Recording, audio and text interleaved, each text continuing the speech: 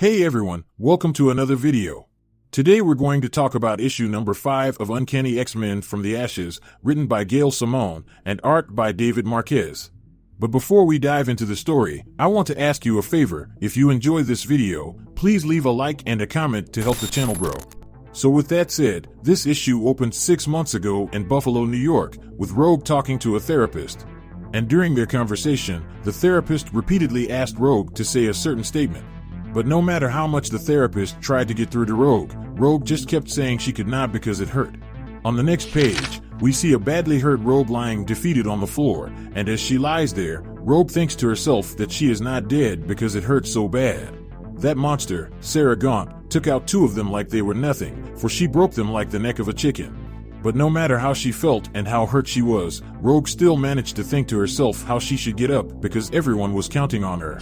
And with pure willpower alone, Rogue dug deep and attempted to get up. But no matter how hard she tried, all her efforts fell short of doing just that. And right when she fell back flat on the ground, her eyes shot back open as Sarah herself appeared hovering over her. And in a twisted, demented tone, Sarah told our hero that she had an idea to take Rogue's hair.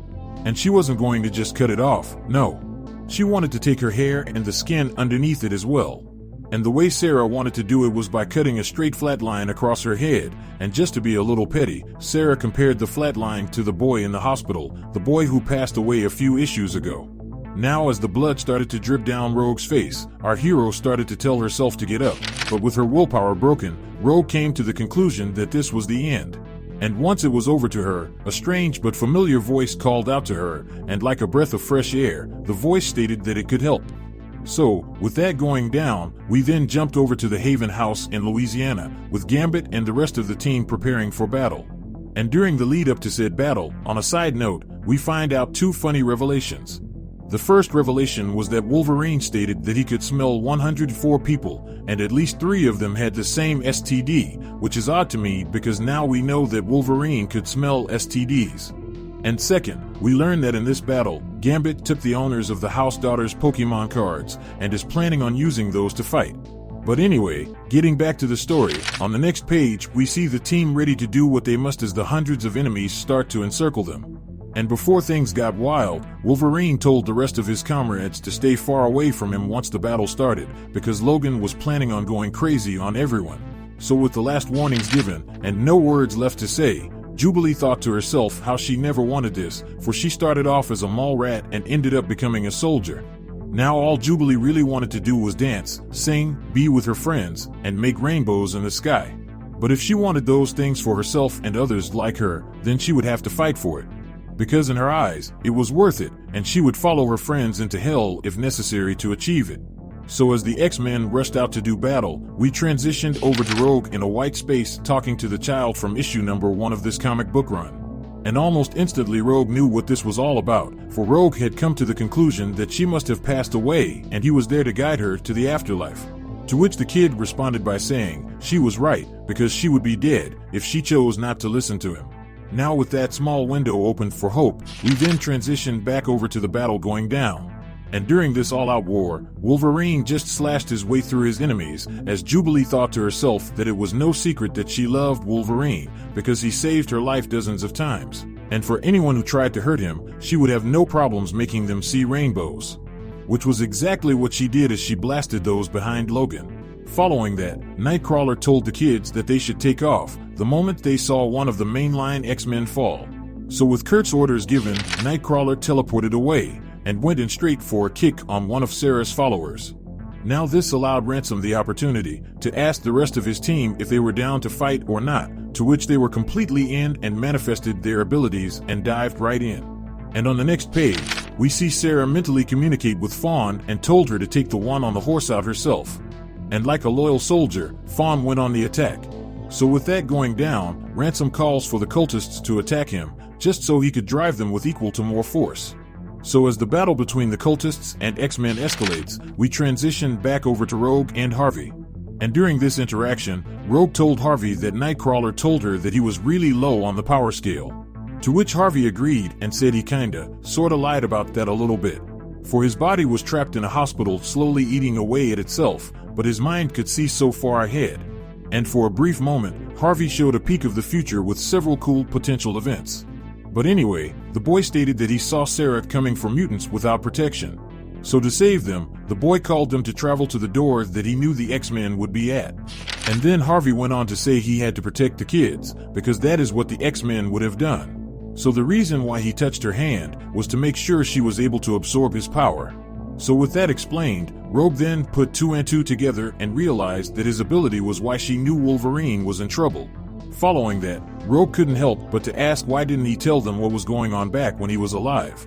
To which Harvey replied by saying he saw his own future and seen his parents at his funeral, and on top of that, he knew she would never let him make the sacrifice that had to be made.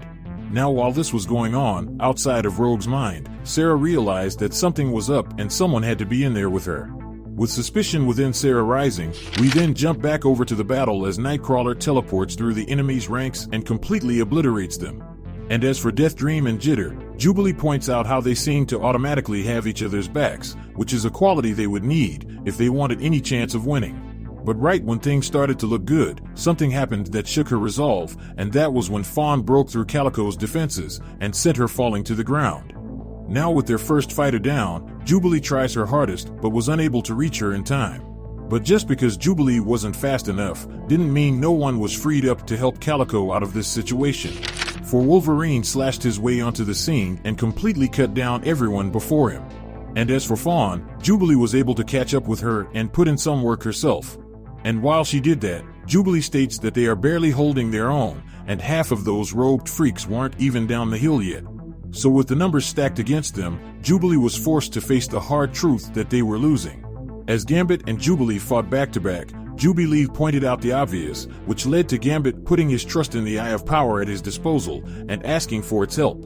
Because no matter what, Gambit was going to do what needed to be done to win the day and return to his love. So in a burst of green light, the Eye let out a massive wave of energy that enveloped the entire battlefield. With everyone being consumed by the energy, we then hop back over to Rogue talking with Harvey, and during her conversation, Rogue continues to ask why is he telling her all of this, for she wasn't strong enough to beat Sarah. To which, in a twist, Harvey states that he knows she can't, but he can, and all he ever wanted to be was an X-Men member, and this battle, right here, was his chance. So as Sarah stood over Rogue, Harvey told Rogue that he could hold her back, and all she would have to do is knock her skinny pale ass out. Now Rogue was open to his idea, but the only problem was her wrist was open completely. But see, even this was within Harvey's ability to fix, for he stated that he was hiding yet another secret, and that was, he was hiding a healing factor as well, which he was saving for the perfect time to heal Rogue. So with all her injuries recovered, Rogue eyes shot open and she let out a massive kick right in Sarah's face, sending her flying into the sky. With the tides of battle turning, Rogue pushed her advantage and pressed her attack, and drove Sarah across the dense wooded ground. Now with Rogue doing her thing, Sarah's memories started to flow into Rogue's mind, and during her glances into Sarah's past, Rogue discovered that Sarah was lying about being pregnant by Charles. Now with the truth out there, Sarah was forced to see it, but still, she was unwilling to accept it. Because still, more than ever, she was determined to seek out what she believed to be vengeance upon Charles and all he loved. So with that kind of drive behind Sarah, Rogue was forced to put her out of commission the only way she knew how, and broke both of her wrists. With the battle over, Sarah then fell to her knees in defeat as Rogue stood victorious. Now following that, Rogue stood with Harvey and thought to herself, how does she say anything without breaking down in tears? To which Rogue managed to muster up two simple words in order to show her respect for the child, and said, Harvey X-Man. With that honor granted, Harvey then told his hero not to be sad and don't forget him, for when he goes, his power would go with him. And just like that, Harvey ceased to be. So with the battles over, everyone back at the Haven regrouped as Rogue did something she would never expect it to do, and that was transporting Sarah to the Warden herself. For Rogue flew Sarah to a private airstrip to hand Sarah over, because as things stand, the X-Men had no place to keep her. But just because Rogue was handing her over, didn't mean she was handing them a weapon. Because Rogue told the Warden that if she even thought about weaponizing Sarah in any way, she would personally rip up the Warden's private island and make her eat it. So with that exchange made, Rogue took off and promised that one day, she would return to regain their home. And with that said, this issue of Uncanny X-Men comes to an end. But anyway, down in the comment section below, let me know your thoughts about this issue and what predictions you could have moving forward.